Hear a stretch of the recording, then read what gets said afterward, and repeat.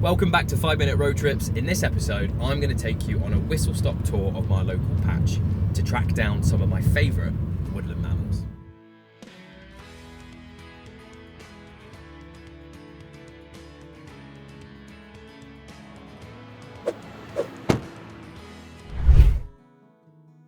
Gloucestershire.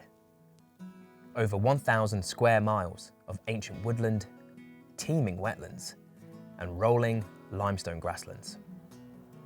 This varied county is home to some of the UK's most secretive mammals. Down on the field edges, fox cubs play amongst the scrub. Otters patrol the waterways. Wild boar sneak through the heathland. And in the depths of the Forest of Dean, elusive pine martens are making a comeback, thanks to a recent reintroduction. But there's two other mammals that I've been keeping an eye on this summer.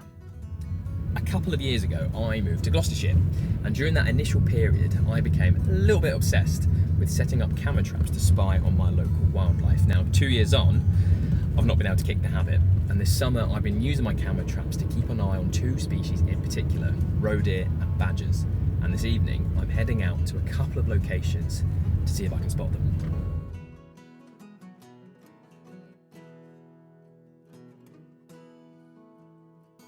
Between the middle of July to the middle of August, it's the roe deer rut, and during this time, the males, known as the bucks, become a little bit aggro and maintain exclusive territories around one or more females, the does.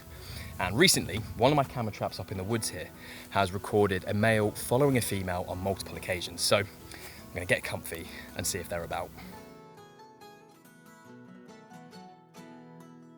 So tucked down in the grass at the top of this field, I've got both the male and the female. The male is just getting up. Check out that tongue. He's quite a handsome chap, really. He's already got 2 points on his antlers, so he's not quite fully grown yet, because he will eventually get 3 points. And he's off. And the female is now getting up too. Even though breeding occurs at this time of year, the fertilised egg won't actually start developing until January, and this is known as delayed implantation. And there's a number of other species here in the UK that also use this technique: grey seals, pine martens, and the other mammal that I'm after this evening, and the hobbit of the countryside, badgers. The thought behind this delayed implantation is so that the doe doesn't give birth during the harsh winter months, and so that the kids, usually born in 2s and 3s, arrive during May, June time, when it's warmer and there's more food about, and at which point this whole cycle starts again. And now she's off too, heading out in the same direction as the buck, which means it's time for me to head up into the woods, and more importantly, for me to stop talking. Well, that'd be the day, eh? Anyway, earlier on in the summer, I caught a glimpse of 2 of this year's badger cubs down in my local woodland. And with the help of my camera traps, I've been keeping an eye on them over the past few months. But tonight, I'm hoping to see how they're getting on. So, like a new recruit at Castle Black, as night gathers, my watch begins. Well, just for this night anyway. Luckily for me, my watch was only a short one, as after an hour, one of the adults popped out momentarily, just as the light was beginning to fade.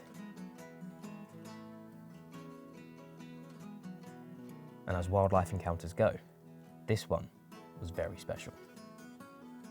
Sadly, no sign of the cubs, but hopefully they weren't too far away.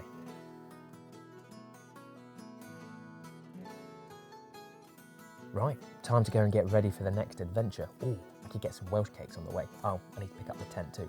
Anyway, a big thank you to all of the people and organisations that have been involved in this second episode, and a shout out to Richard Hopkins for all of his help and badger whispering.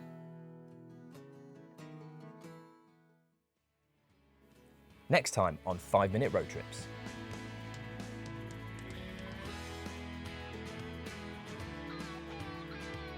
Just made a dash to grab the scope because way out in the distance, I spotted a handful of dorsal fins, and we have a small pod of bottlenose dolphins.